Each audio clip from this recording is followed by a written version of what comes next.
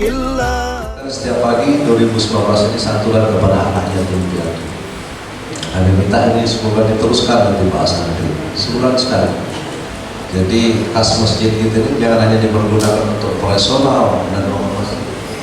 Coba kita sisihkan diri untuk mereka. Mudah-mudahan akan nambah nanti yang